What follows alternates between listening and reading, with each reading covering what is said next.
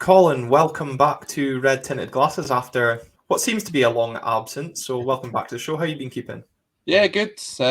Was a bit disappointed couldn't make it on for the last episode, but our schedules didn't meet up. I'm glad that we could get this sorted. I've got to say, it's it's strange with Aberdeen this year. There's been some good signs. There's been some very poor signs. Some of the things we were talking about last season seem to have been rectified, like the goal scoring striker we were talking about before we came on. But I don't know, something's just not clicking up in the North East just now. But as always, I expect Aberdeen will come down to Glasgow and raise their game because they love doing that when they come down to play Celtic. Well, it doesn't often feel like we do that against Celtic. I'm sure fans of a certain team will be quick to point out. But as always, it's great to have you on the show, Colin, and offer a really in-depth insight into Celtic as you do. I know a lot of people do appreciate the insight that you follow, and of course, Colin is a part of the Celtic State of Mind team, a really popular YouTube channel that I know a lot of you that certainly tune into our show on YouTube will be familiar with.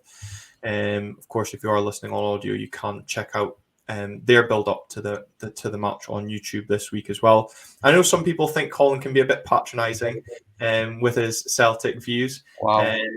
I know I've seen that pointed out a few times, but I think for those that have watched Colin on State of Scottish Football as well, his knowledge of Scottish football is really in depth, and I think he is quite often very, very fair in his assessment, and he's not as biased as can be, and certainly as some of the guests that we've got on. But Colin, this weekend, Aberdeen have got the unthankful task of facing the juggernaut that seems to be Celtic at home.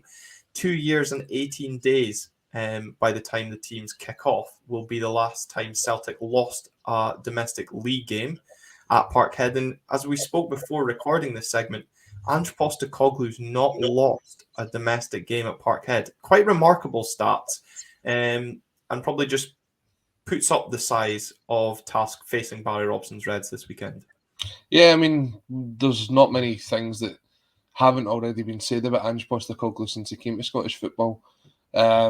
He's been a complete revelation for us. The style of football that he plays is really attractive on the eye. And it is a difficult task, certainly for teams coming to Celtic Park. We've seen some come very close, and then we always see that this sort of we never stop mantra kicks in, and Celtic get that sort of late goal. But yeah, I always look forward to the visit of Aberdeen. I don't know, how's ticket sales going? Are we expecting a good crowd?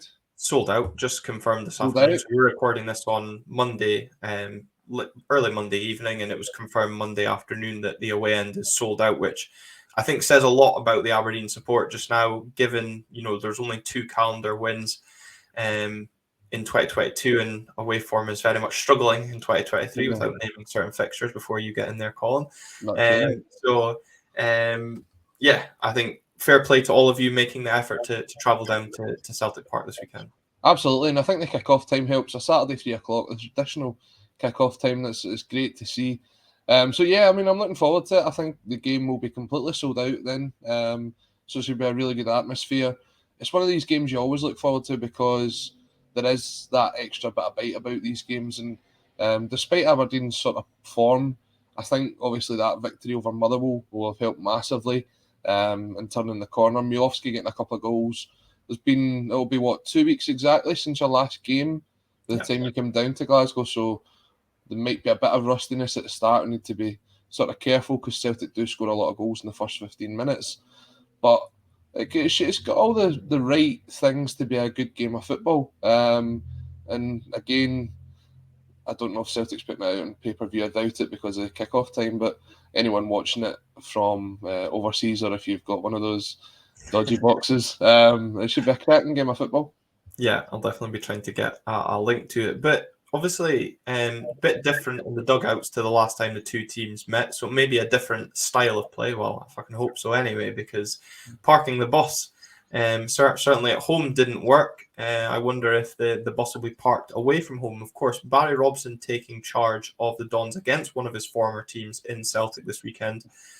What do you expect from Aberdeen this weekend. You know, Colin, you were speaking there about it, the game maybe carrying a bit of edge. Obviously, Barry Robson won his first game in charge of his second spell in charge of Aberdeen. Although maybe with a bit word of warning after Stevie Hamill's sacking at the weekend, that maybe employing an interim manager that's had a little bit of bounce isn't always the best thing to do. What do you mean it worked so well for Celtic? But I'm sure he will be coming down with a little bit of confidence, as you said, Bojan Miovski as well. What sort of reception do you think Barry Robson will get, and what do you expect him from a Celtic point of view to line Aberdeen up like and take the game to Celtic? I mean, I hope that Aberdeen come out and are going to try and have a go at Celtic, because when if you take a look at the stats, I don't want to kind of dwell too much on them, but Aberdeen are bottom of the table in terms of goals conceded. They've conceded 47 goals on average, 1.9 goals a game. That's not something you want to try and set your team up to do, especially as you were saying before we came on. It looks as if the back line will be quite inexperienced and relatively new together. So you'd think that with the sort of firepower that's up front from Miovski and Duke and obviously Leighton Clarkson and players like that, that Aberdeen will actually come out and have a go, because as you're saying, we're recording this on Monday. The game yesterday was Celtic St Mirren. Right up until probably the third goal, St Mirren were still in the game. They were coming out, they were having a go at Celtic between Main and Watt and everyone else who was kind of closing down the back four, putting a bit of pressure on them. Sometimes you'll get your reward. So if Aberdeen come out and have a go at Celtic, it's their best chance. They're not going to get anything by sitting in and trying to hold out and then hopefully getting something on the break, because every other team's done it, and as you say, Celtic's not lost at home. So it's clearly not a tactic that works. Celtic find the ways to break the teams down, and there's different options for Celtic if things aren't going right. But I fully expect that Barry Robson will come out and have a go, and I think he obviously gets a great reception at Celtic Park because he did wonders in the time that he was here, and he was part of that title-winning season for Tommy Burns. So that's always there. But you think all these Aberdeen fans that are going to travel the 3 hours down to Glasgow, it'd be nothing worse than if they turned up and watch 11 men playing behind the ball. Do you know what I mean? I think you've got to go out, you've got to have a go. Barry Robson's got nothing to lose, to be perfectly honest. It'd be as well going out and having a go at Celtic, and I think that's the best option and the best way that you can come away from Celtic Park with something is if you have a go at them. Yeah, and I think kind of hit the nail on the head there, because had Callum McGregor not rifled one into the bottom corner with 3 minutes to go at Pittodrie, you could have almost argued that the game plan worked. And you could have saw what Jim Goodwin was trying to do in that last encounter. Unfortunately, the opening day of the season for me, I kind of felt we got caught a bit like rabbit in the headlights. As you said, Celtic like to score in the first 15 minutes. We saw that when Stephen Welsh opened the scoring inside the first 5-10 minutes and really kind of set the tone. It was always going to be a struggle for there. So I think you're right in that aspect, that we've got to keep it tight in the opening exchanges. As you say, of course, Liam Scales and Ross McCrory both suspended, so it will be that little bit of a makeshift defence. And probably, I've certainly been impressed by both Angus MacDonald and Matty Pollock, who joined the Dons in the January transfer window. But this will be their first real test this weekend, coming up against a Celtic attack that is lethal and is absolutely flowing with confidence, of course, hitting their 100th goal of the season at the weekend. And, you know, as you said, we're bottom of the goals conceded table in the league. Celtic sitting with 78 goals in the league as well. It's going to be a busy afternoon for that Aberdeen defence, and of course on loan Ajax goalkeeper Jay Gorter as well. All I really felt he had to do was pick the ball out the net from Kevin Van Veen's penalty against Motherwell. Yes, he had a few moments of shithousery as well thrown in there, but this is where we'll really see what Jay Gorter's made of as well. And I suppose the interesting thing for Aberdeen this weekend is who we play in that left back, right back position. Of course, Johnny Hayes went off as a concussion substitute against Motherwell. You say it's 2 weeks since we played. Is 2 weeks enough to pass that concussion protocol. I know if you've seen the rugby, some players are still out for even longer. I'm not sure how stringent it is in football, but I mean, it all depends. Glenn. I know Peter Harron's been out for has it been 4 or 5 months he's been out with a concussion? So, I mean, hopefully Johnny Hayes is, because I've got a lot of time for Johnny Hayes. He was a good servant down here, and obviously he's done very well when he's moved back up. So I hope he is okay. But you're right, the fullback pairings is going to be sort of make or break for Aberdeen at the weekend, because you see that's where a lot of Celtic's attacks come down. It's either down the left-hand side or the right-hand side. Obviously, we saw what Jota did on the opening day of the season, and he's been very impressive this year. Maeda's tended to play out on the left. He may be pushed into a more central role with Kyogo's injury, but you've still got the likes of Abada, Haksabanovic, even James Forrest. So there's a lot of options there for Celtic. So it will be key for Aberdeen to get the fullback positions right. And I think in this case, if he's available, Hayes has got to be a pick, because you've got to go with the experience there. I think McKenzie had a bit of a tough time a couple of times against Celtic. So I would say you've got to go for as much experience as possible in a game like this.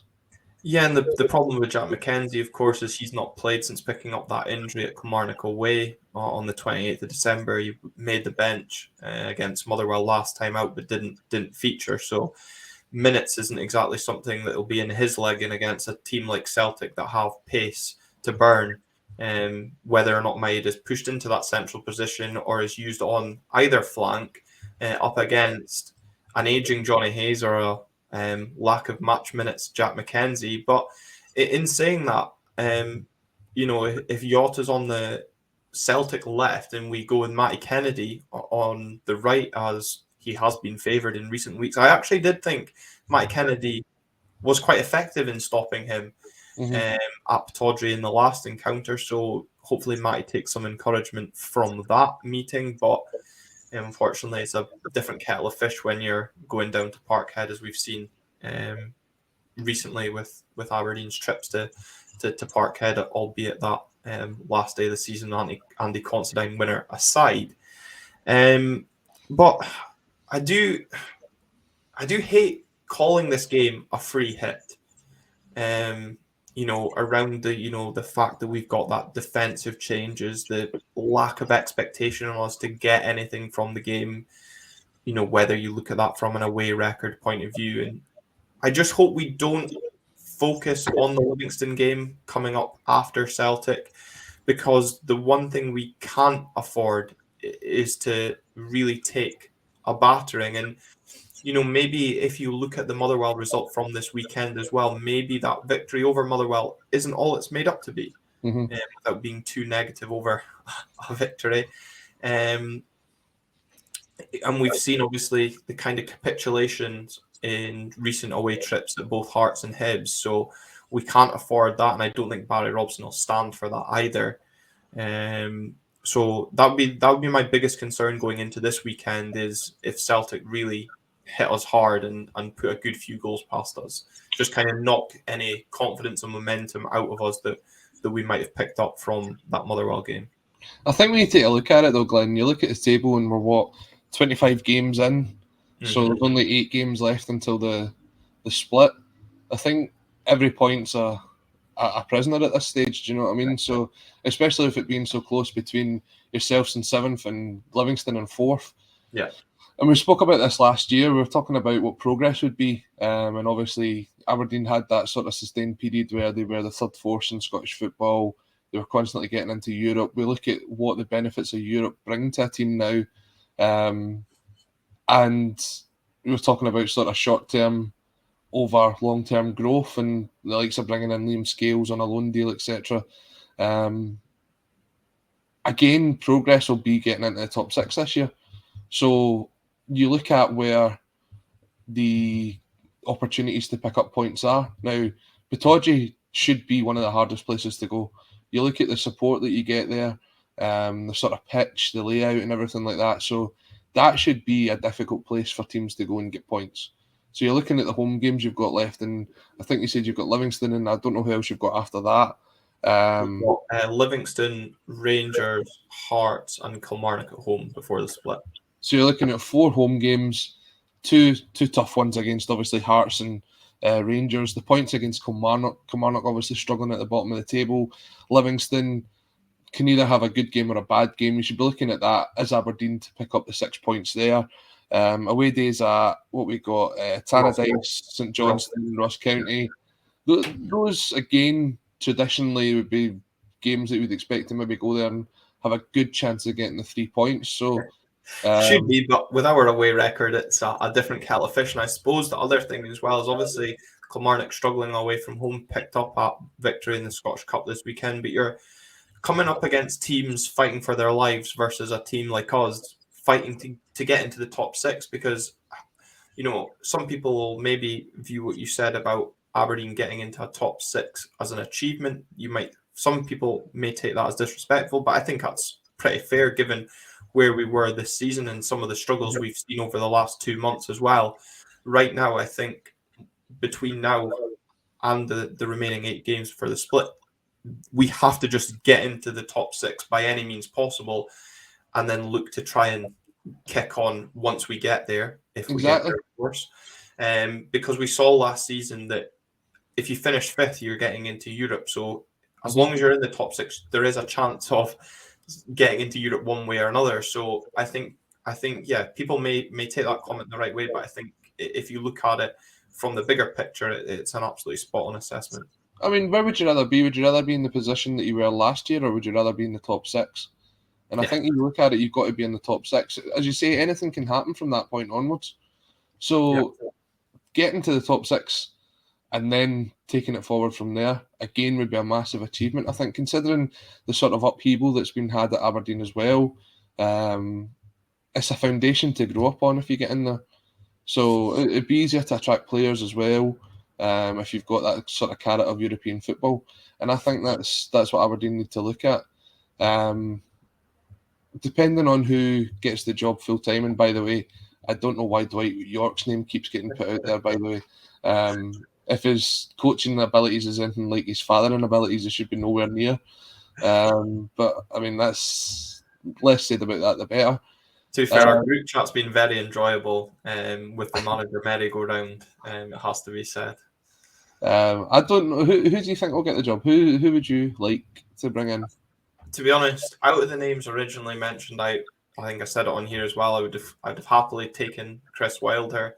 Mm-hmm. None of the domestic names, Scottish-based managers, excite me at all. They fear me a lot, and I do understand the trying to have someone without that connection to Celtic or Rangers that don't have those ties or connections.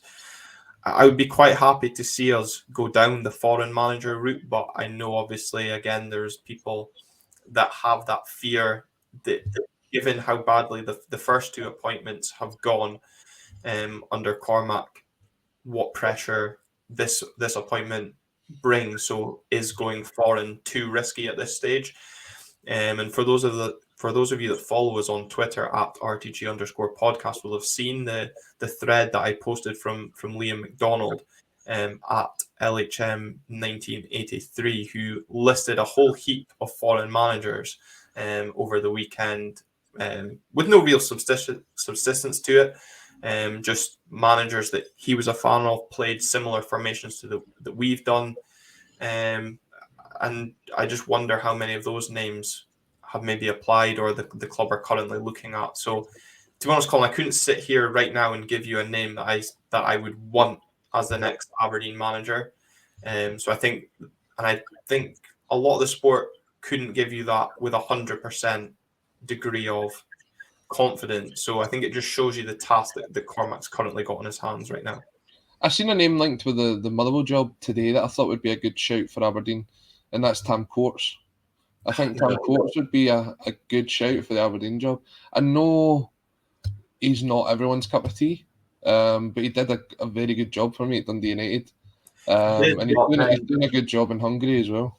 He did, but then jumped at the first opportunity to leave when he was doing a good job at Dundee United. So would he do the same at Aberdeen? And I suppose that was kind of a reservation maybe some people had around Chris Wilder as well, that would he have just used Aberdeen as a stepping stone to get his managerial career back on track down south in England. But then I suppose if that's the way we're selling the club to players from abroad, I don't think people can have a complaint if a manager uses us in that sense as well. But obviously, Alan Burrows is coming into the club at the end of February as well. I know Motherwell fans will maybe have a bit to say on his track record of appointing managers as well, but I do think it's a very astute appointment to our boardroom in the long run as well. But back to things on the pitch, Colin. From an Aberdeen point of view, you mentioned Bojan Miovski and Aberdeen looking to get that 20-goal-a-season striker, and after a bit of a quiet patch, he found that bit of form and found that bit of finishing prowess that we were accustomed to at the start of the season, with a brace against Motherwell last time out. But Leighton Clarkson found himself in a new position as well in the six, as Barry Robson was calling it. Alongside Graham Shinney and Ramadani, the midfield's kind of been a bit revitalised. We saw in the semi-final against Rangers that, yes, I know, Johnny Main, we did lose the game, but we saw a bit of a revitalised performance and a bit of bite in that midfield that's maybe been lacking in recent weeks. Midfield battles against Celtic are unbelievably crucial. I don't know how many times we mentioned Cal McGregor on this podcast when it comes to playing Celtic. I know Callum banged the drum ahead of the Pataudry clash that we had to keep him quiet. We didn't, and ultimately paid the price. But another midfielder that I think very much went under the radar from a Celtic point of view, and maybe Scottish football point of view in general, was the signing of Aaron Moy. A signing that's proven to be one of the better pieces of business in recent weeks. Has Aaron Moy kind of eased the pressure on Cal McGregor in that Celtic midfield? To an extent, yeah. I mean, Moy has really come in, especially over the last couple of weeks, and been a sort of breath of fresh air in that midfield. It was getting a little bit stale with Hatate and O'Reilly, and again, a lot of that can come down to the amount of football that was played. Obviously, we squeezed a lot in before the World Cup. O'Reilly had sort of went off the boil a bit, and Moy came in, and a lot of people had reservations about him signing. Obviously, coming back from China, a lot of people seen that as a retirement league, and he was then making the move back to Scottish football. And you know what happens sometimes when people come here for the last payday, it really doesn't work for them. Joey Barton, players like that. But Alan Ramsey. Yeah, well, we could keep going. Philip Senderos, Freddie Lindbergh, just to put a bit of balance in there. But no, Moy's proven that he's absolutely influential in that Celtic midfield. He can score goals, he can create assists, he plays a great pass. You saw obviously the assist on Saturday for Maeda. He is a very, very intelligent footballer, and he's been pivotal in that Celtic midfield this season. Also seeing O'Reilly come off the bench and getting a goal, it sort of makes up for the sort of lack of performance we got from David Turnbull. But I was saying this on a Celtic State of Mind earlier. We're now at the position where sometimes when you go to the bench, you're thinking, well, this player isn't as good as the player that's coming off. So maybe it's not that bad. But looking at that Celtic bench, every single player on that bench is as good as, if not better, than the player that's starting. And that, I guess, for opposition teams, that's quite concerning. But for Celtic fans, we're looking at it and saying this is the strongest squad we've had in quite a long time.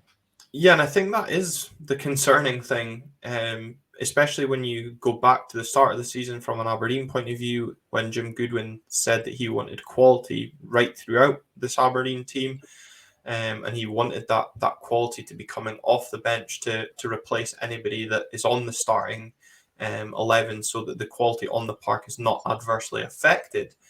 And unfortunately, through one reason or another, and I know the recruitment team are going to take a lot of flack over this, especially around the defensive side of things, is that we aren't quite there with that squad depth and squad quality coming off the bench. And especially going into this game with both Scales and McCrory out for suspension and ineligibility, respectively, it does concern me that we are very light defensively going into this game. As I said, we're recording this on Monday, and any injury to Angus MacDonald or Matty Pollock in training this week is really going to fill me with dread coming up to the game. But again, similarly, that midfield battle, we've got three midfielders that have kind of been an ever present in recent weeks and have formed a good partnership and understanding. And I really do feel that that midfield battle is going to be crucial to the outcome of the game this weekend, as it tends to be in Aberdeen Celtic games as well. But also at the other end of the pitch, from an Aberdeen point of view, is of course, as I mentioned, Bojan finding form, or certainly finding the back of net. For those maybe of an overcritical nature,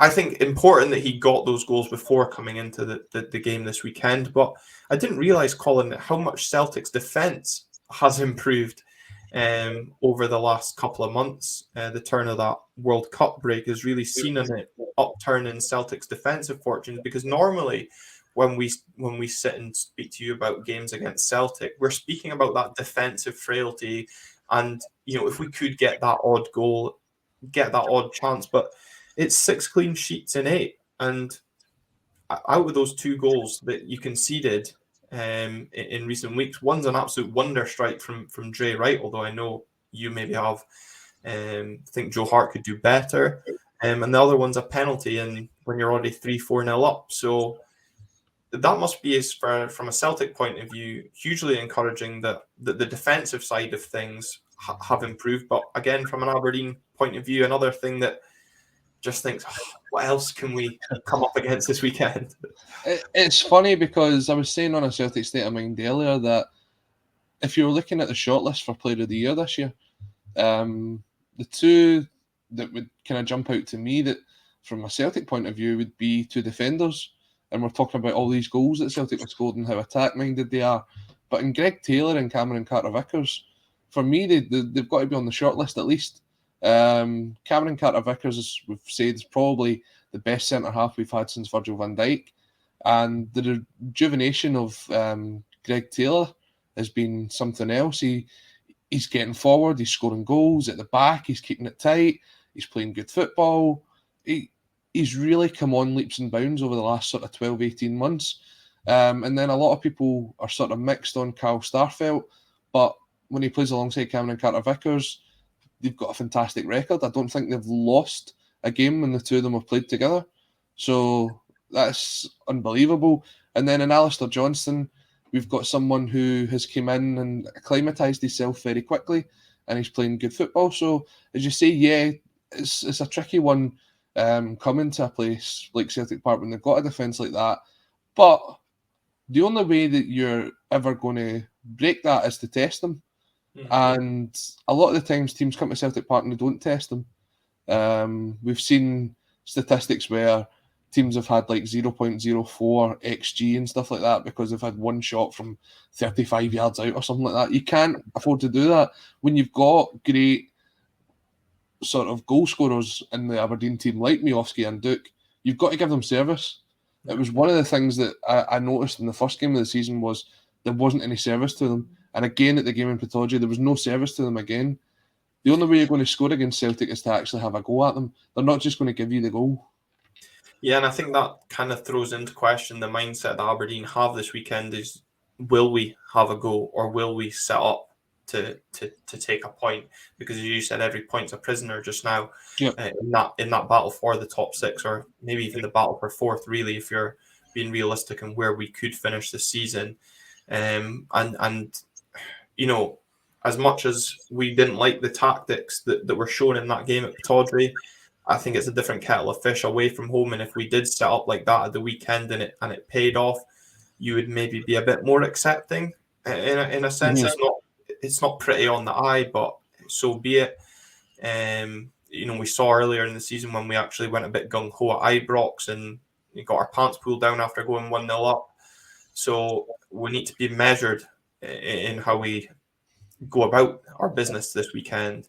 Know that we're going to face a lot of tests defensively, but ultimately as well, if and when we do create something up top, we've got to be clinical. And that's why, again, I think Bojan, in the way he finished those opportunities, last time out was important going into this weekend, obviously, as well. You look at that instinctive finish that he scored at Hampden as well. He does have that up his locker. You've both got Duke, Clarkson available from dead ball situations that can both hit a good free kick as well. And then McDonald and Pollock, of course. Pollock did have a goal ruled out and one off the line and one past the post. We do have a little bit of an aerial threat to maybe counter Carter Vickers and Starfelt from set pieces and corners if they come about as well. So, there is something about this Aberdeen team that could capitalise on an opportunity, but the problem is doing that, but also creating that opportunity as well. So really interesting from an Aberdeen point of view to see how we approach this weekend. From a Celtic point of view, just finally, Colin, what sort of changes do you expect, if any? Obviously, Kyogo we spoke about, as I said, recording this on Monday. Doubts around him, whether he'll be fit. Do you expect David Turnbull to retain his place for the weekend? No, I'll probably see Rio Hatate coming back in. That was a great performance for him coming off the bench, getting a double. I think he'll come back into the lineup. I would probably see Maeda getting shifted into a more central role, and either Lila Bada or Said Haksabanovic coming in to replace the injured Kyogo on the wing. Yeah, well, strike fear into many this weekend. Interesting to see how the Dons line up. As I said, if fit, I do agree. I think Johnny Hayes will start at left back, and I think he will go with Matt Kennedy at right back. Other than that, I don't expect there to be any other changes from the team that faced Motherwell the last time out. But Colin, after what's felt like a while, pleasure getting you back on the show and getting your insight into this weekend's fixture. Hopefully, you don't enjoy it too much. It's hopefully not too painful. But thanks very much for your time this evening. Thanks, Glenn, for having us on. All the best, apart from Saturday, for the rest of the season. And if you are a Dons fan and haven't already, please subscribe to the channel. The work that Glenn and Callum do is fantastic. It's great to see.